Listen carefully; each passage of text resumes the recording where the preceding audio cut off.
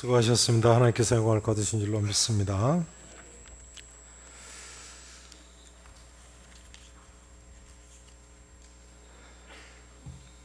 제가 계산교회 부임한 초기에 어디서 듣지 않을까요? 김태일 목사가 기도할 때 우리를 불쌍히 여겨달라고 자꾸만 하는데 그 소리 좀 안 했으면 좋겠다고 하는 소리가 들렸습니다. 그래서 그 후로는 기도할 때 조금 바꿔서 기도했습니다. 하나님 아버지 우리를 불쌍히 여겨 주시옵소서 하는 대신에 하나님 아버지 우리를 긍휼히 여겨 주시옵소서 기도했습니다. 그랬더니 그 후로는 그런 이야기가 안 들리더라고요. 사실은 그 말이 그 말이죠. 네, 불쌍히 여겨 주시옵소서, 긍휼히 여겨 주시옵소서. 그 말이 그 말입니다. 영어에서는 compassion이라고 해서 같은 뜻입니다. 성경 언어 헬라어나 히브리어에서도 많은 경우에 같은 단어를 사용하고 있습니다.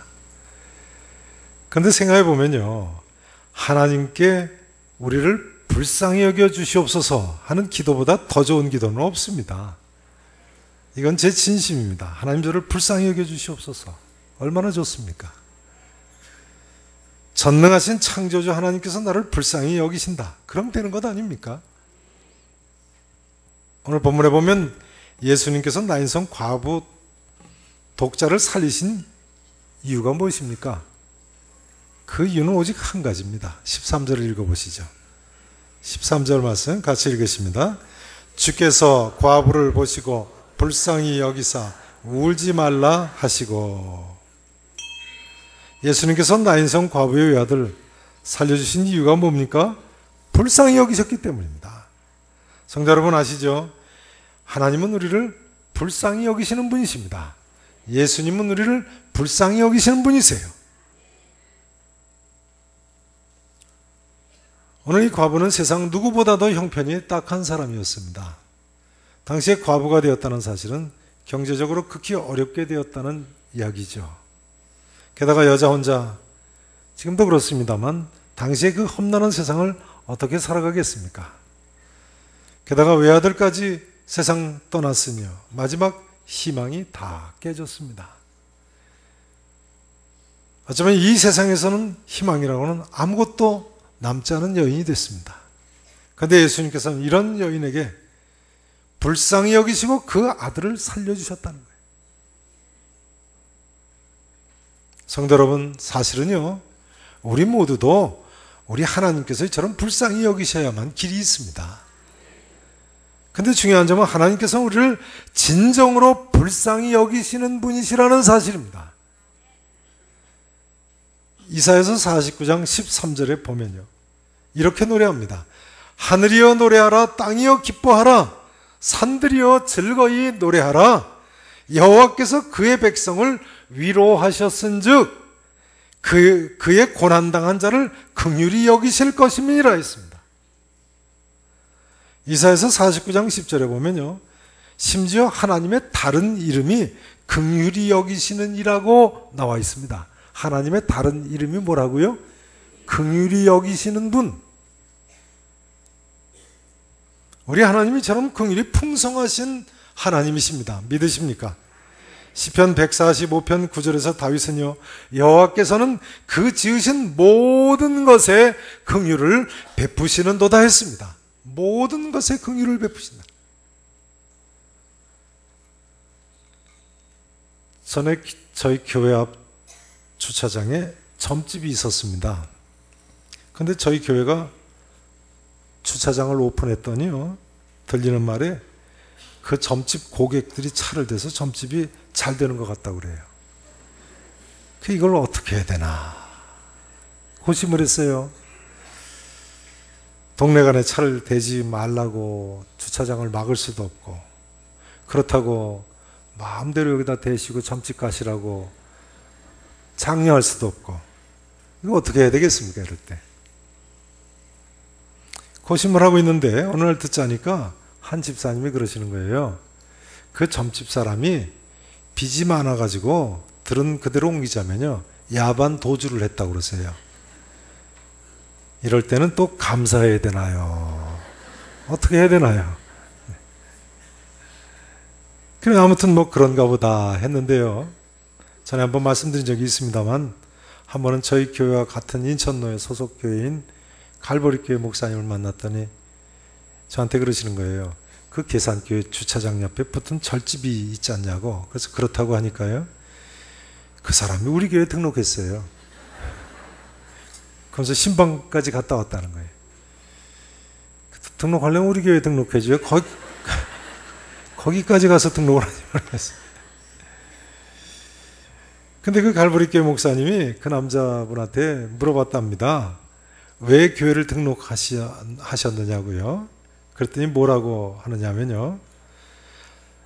자기가 섬기는 신한테 하도 시달려가지고 괴로워서 교회 나왔다고 그러더라고요. 귀신한테 하도 시달려서 괴로워서 교회를 나왔다. 여러분, 사단 마귀는 우리를 못 살게 괴롭히는 존재입니다. 잠깐은 도와주는 것 같이 보인다고 할지라도 결국은 우리를 못 살게 괴롭히는 존재예요. 그러나 여러분, 우리 하나님께서는 어떤 분이십니까? 우리를 불쌍히 여기시는 분이세요.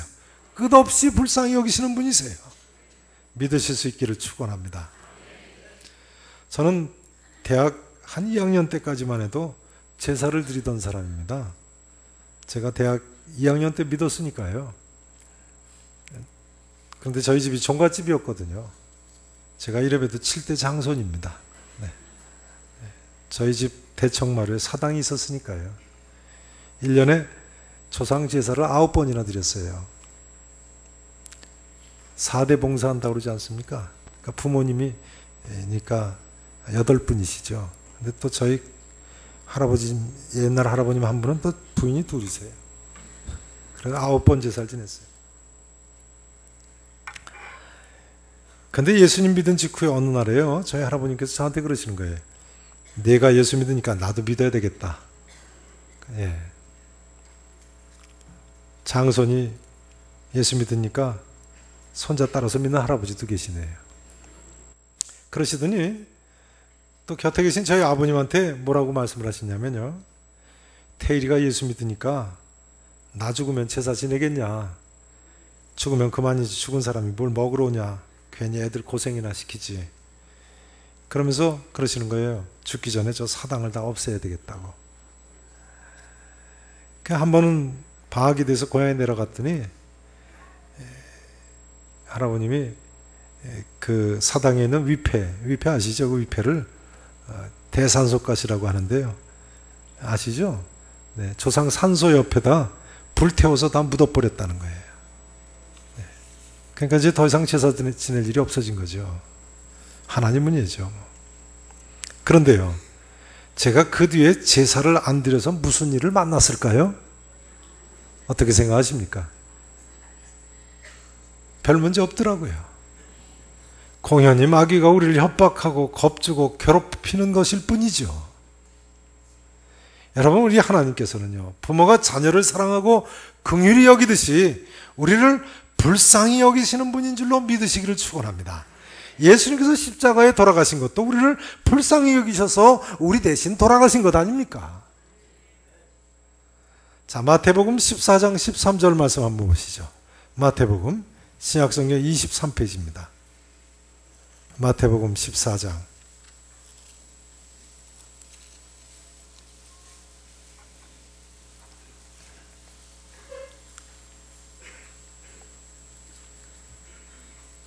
다 찾으시고 읽으십니다.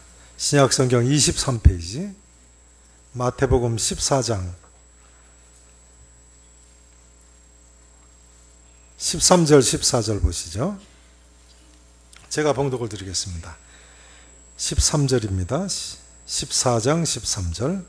예수께서 들으시고 배를 타고 떠나사 따로 빈들에 가시니 무리가 듣고 여러 고을로부터 걸어서 따라간지라. 예수께서 나오사 큰 무리를 보시고 그 다음 어떻게 여기셨다고요? 어떻게 여기셨다고요? 불쌍히 여기사 그 중에 있는 병자들을 어떻게 하셨어요?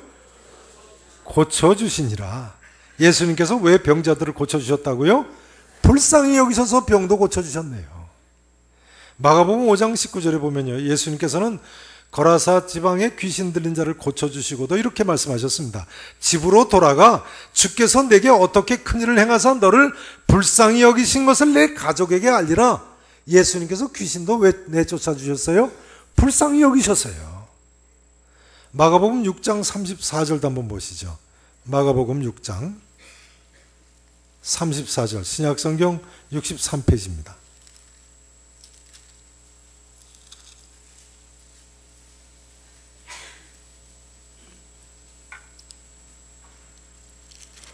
(6장) 34절에 보시면요,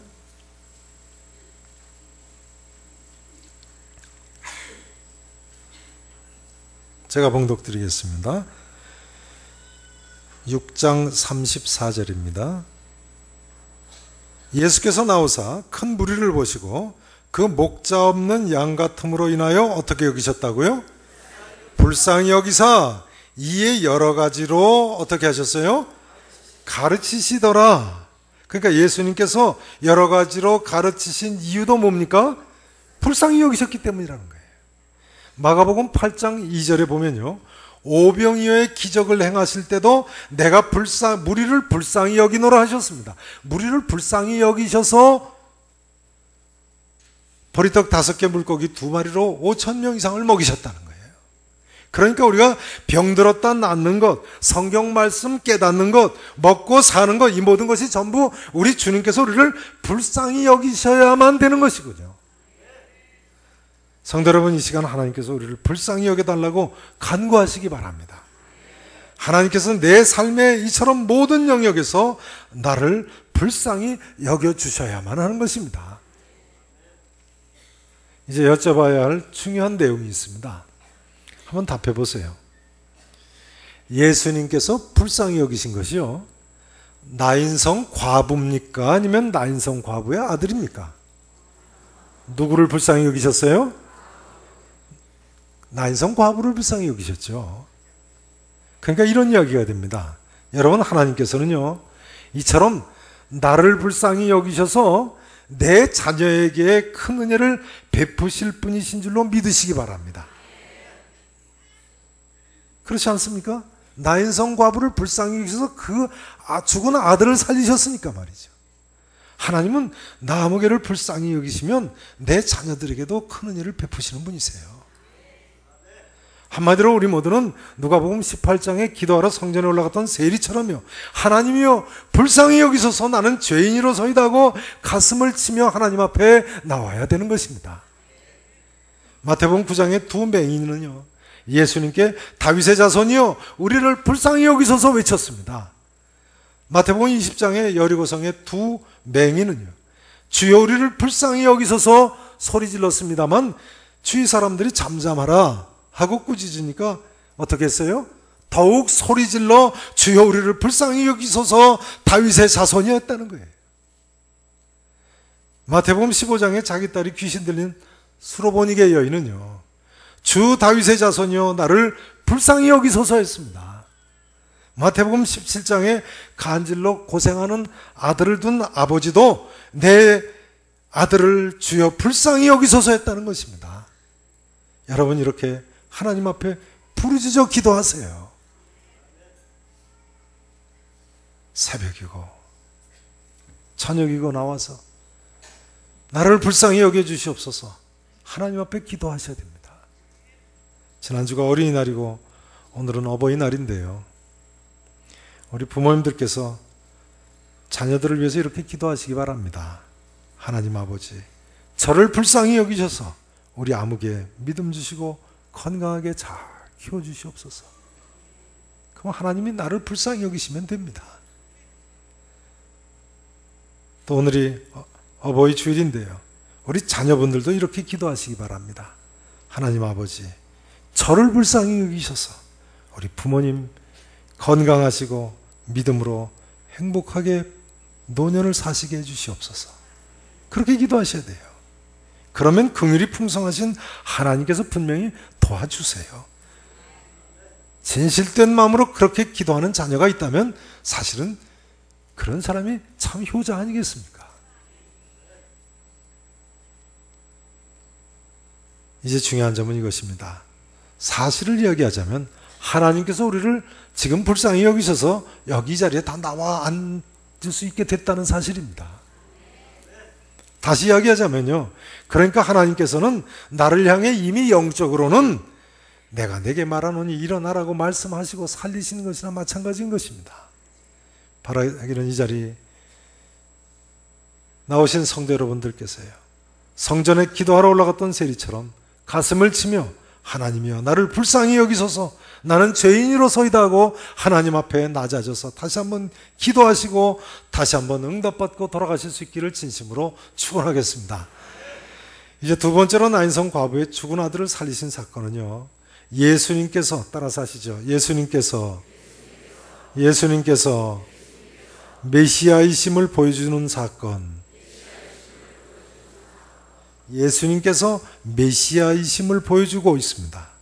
예수님께서는 누구이심을 보여준다고요? 메시아, 구세주이심을 보여줍니다. 성경에 보면요, 예수님 이외에도 죽은 자를 살린 경우가 몇 번 있었습니다. 열왕기상 17장에 보면 엘리야 선자가 사르밧 과부의 아들을 살리죠. 또 열왕기하 4장에 보면 엘리사 선자도 수넴의 귀한 여인의 아들을 죽었는데 다시 살렸습니다. 또 사도행전 9장에 보면 사도 베드로가 누구를 살렸습니까? 누구를 살렸어요? 다비다라는 여제자, 도르가라는 여자를 살렸어요. 그러나 이들이 살린 경우하고 예수님께서 죽은 자를 살리신 모습과는 큰 차이가 있습니다. 구약의 선자들이나 사도 베드로는요, 하나님께 기도함으로 하나님의 도우심 가운데 죽은 자를 살렸어요. 기도해서 살렸어요.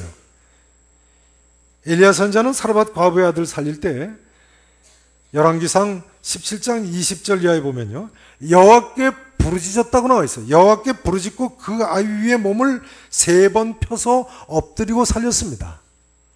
엘리사 선자도 수넴의 귀한 여인의 아들을 살릴 때요, 열왕기하 4장 34절 이하를 보면 하나님께 기도했다고 나와 있습니다. 하나님께 기도하고 아이 위에 올라 엎드려서 자기 입을 그의 위에, 자기 눈을 그의 눈에, 자기 손을 그의 손에 대고 엎드려서 살렸습니다. 베드로도 사도행전 9장 40절을 보면요, 다비다를 살릴 때 무릎을 꿇고 기도했다고 나와 있습니다. 하나님께 기도해서 이처럼 살렸어요. 그러나 예수님은 어떻게 살리셨습니까? 말씀 한마디, 일어나라 명령하심으로 살렸습니다. 청년아 내가 내게 말하노니 일어나라. 근데 죽은 자가 일어났다는 거예요. 이것은 예수님께서 죽은 사람을 살리신 다른 두 번의 경우도 마찬가지입니다. 회당장 야이로의 딸 살리실 때도 말씀으로만 명령하셨어요. 소녀야 내가 내게 말하노니 일어나라. 죽은 나사로를 살리실 때는 어떻게 하셨습니까? 말씀으로 명령하실 뿐이었어요. 나사로야 나오라. 예수님은 바로 메시아이신 것입니다. 예수님의 신성을 보여주고 있습니다. 재밌는 점은요, 오늘 사건은 인류 역사상 죽은 사람을 살린 사건 중에 가장 많은 사람들이 목격한 사건이라는 점입니다. 열왕기상 17장 19절을 보면요, 엘리야 선자는 사르밧 과부한테 죽은 아들을 달라고 해서 자기 품에 받아 안고는 자기가 거처하는 다락에 올라가서 자기 침상에 누이고 혼자 살렸어요. 그러니까 사르밧 과부의 죽은 아들이 살아난 것은 엘리야 선자 한 사람만 목격했어요. 열왕기하 4장 33절도 보면요, 엘리사 선자도요, 수넴의 귀한 여인의 아들을 살릴 때 자기 침상에 들어가서 문을 닫았으니 2사람뿐이라 이렇게 기록이 돼 있어요.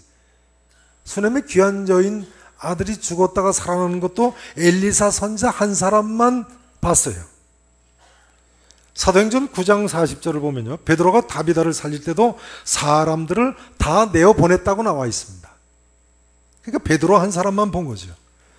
심지어 예수님께서 회당장 야이로의 딸을 살리실 때도요, 목격자라고는 예수님의 3대 수제자 베드로, 요한, 야고보 세 사람하고 그저 야이로 부부 해서 예수님까지 그저 6명이 목격자일 뿐입니다. 그러나 오늘 나인성 과부의 독자가 살아날 때는 11절에 보시면요, 많은 무리가 동행했다고 나와 있어요.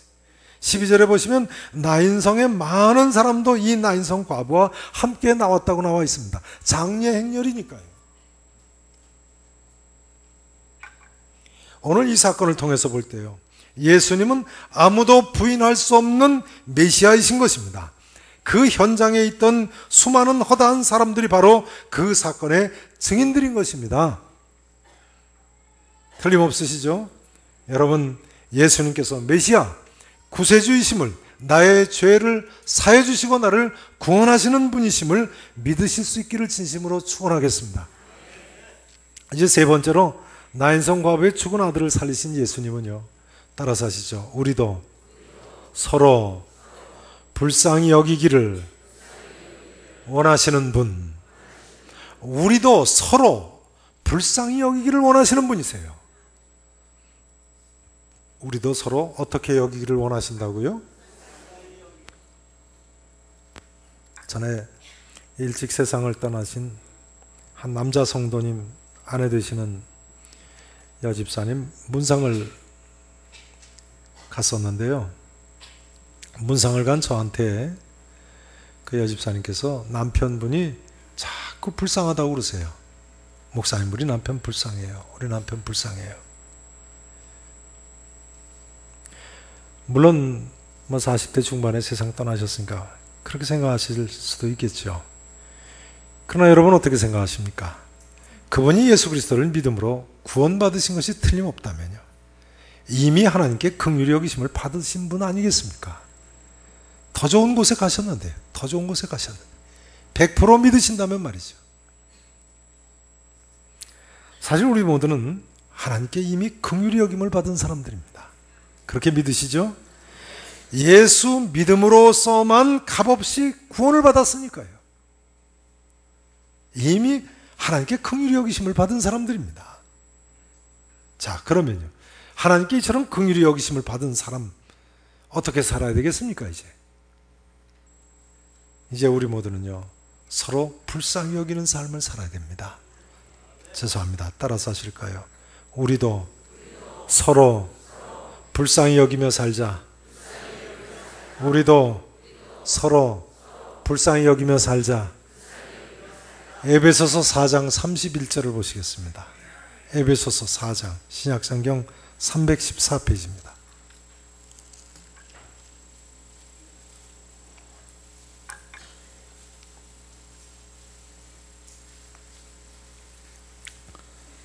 (314페이지) 에베소서 4장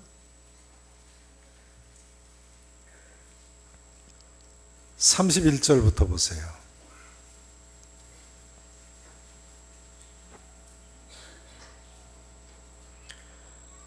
자, 31절, 32절인데 제가 봉독을 드립니다. 보세요. 너희는, 여기 너희는 사도 바울이 믿는 성도들에게 하는 말입니다. 너희는 모든 악독과 노함과 분냄과 떠드는 것과 비방하는 것을 모든 악의와 함께 버리고 서로 어떻게 하라고요? 친절하게 하며, 그러니까 예수 믿는 사람끼리예요. 서로 친절하게 하며, 그 다음 어떻게 여기라고요? 불쌍히 여기며 서로 용서하기를 하나님이 그리스도 안에서 너희를 용서하신 것 같이 하라 했습니다. 그러니까 우리가 서로 불쌍히 여기며 살아야죠. 그 다음 베드로전서 3장 8절을 보시겠습니다. 신약성경 380페이지입니다. 380페이지 베드로전서 3장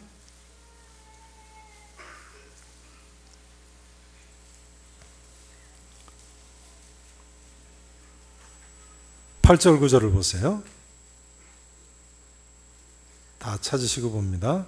380페이지입니다. 베드로전서 3장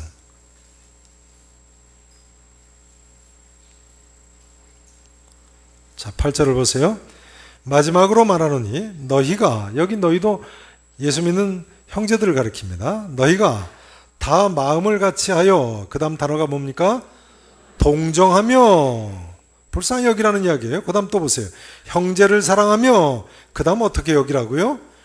불쌍히 여기며, 거듭거듭 강조하고 있네요. 동정하며 불쌍히 여겨라. 겸손하며 악을 악으로 욕을 욕으로 갚지 말고 도리어 어떻게 하라고요? 복을 빌라. 이를 위하여 너희가 부르심을 받았으니 이는 복을 이어받게 하려 하심이라. 복을 유업으로 받게 하려 하심이라는 뜻입니다. 여러분, 우리가 서로 어떻게 살아야 되겠어요? 불쌍히 여기며 살아야 되는 것입니다. 스티븐 코비라는 분의 글에 보면요, 스티븐 코비가 어느 주일날 아침에 뉴욕의 지하철을 탔는데요, 바로 그 다음 정거장에서 한 중년 남자가 애들을 데리고 탔습니다. 근데 그 중년 남자의 애들이 지하철 안에서 소란스럽게 떠들고 뛰어다녔습니다. 그런데도 불구하고 그 아버지인 듯한 남자분은 스티븐 코비 옆에 앉아서는 조용히 눈만 감고 있었습니다. 애들이 지하철 안을 뛰어다니고 난리를 떠는데 말이죠. 참다 못해서 스티븐 코비가 그 아빠 같이 보이는 분한테 이야기를 했습니다. 이보세요, 애들이 저렇게 떠들고 소란을 피우는데 다른 승객들을 위해서 어떻게 좀 해야 되지 않겠습니까?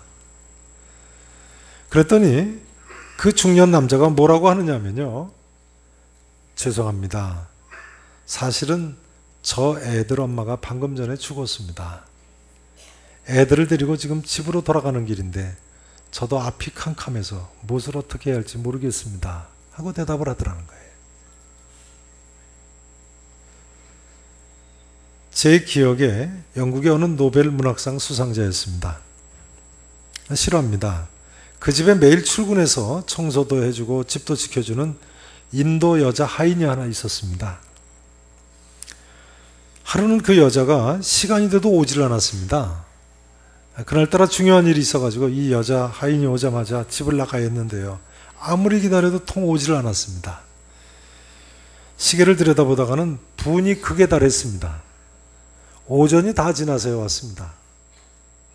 속으로 분을 사귀며 따지듯이 물었습니다. 왜 이제 왔느냐고. 그랬더니 그 여자 하인이 조용히 말했다고 합니다.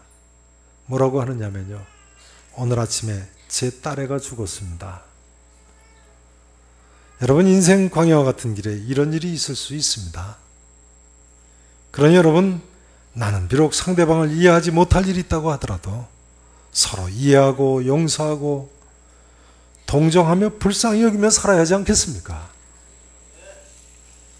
이제 오늘 말씀 증거를 마치기를 원합니다.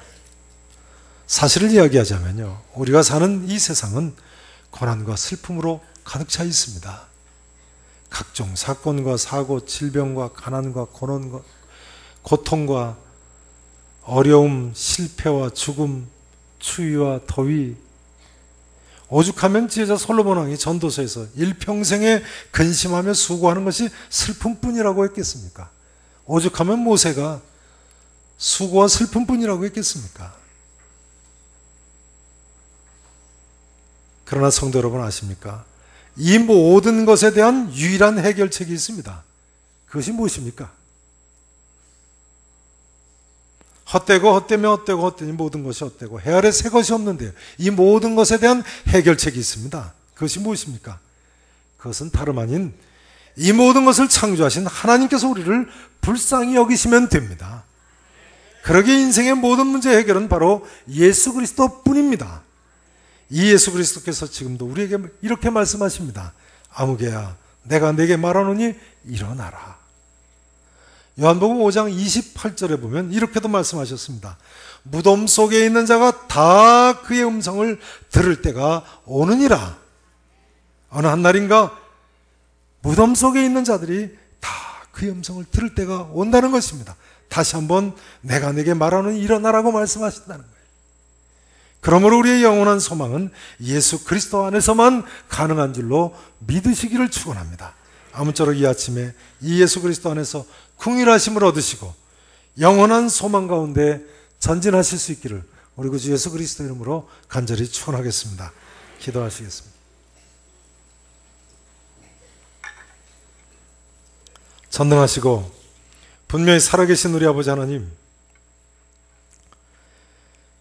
참으로 고난과 슬픔뿐인 세상에서, 헛되고 헛되며 헛되고 헛된 해 아래 새 것이 없는 이런 세상에서 우리에게 이처럼 구원의 길을 발견하게 해주심을 감사합니다.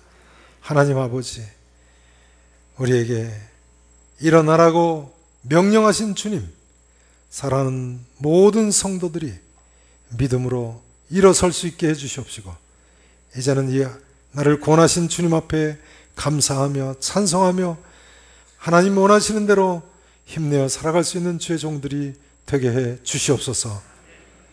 영원한 소망을 가슴에 품고 그 어떤 가운데도 굴하지 않고 승리할 수 있는 사랑하는 모든 성도들 되게 해 주옵소서. 특별히 성도들의 가정에 함께 하시고 사랑하는 자녀들, 또한 연로하신 부모님들, 주여 우리를 불쌍히 여기심으로 하늘의 크신 위로를 덧입게 하옵소서. 살아계신 예수 그리스도 이름으로 간절히 기도합나이다. 아멘.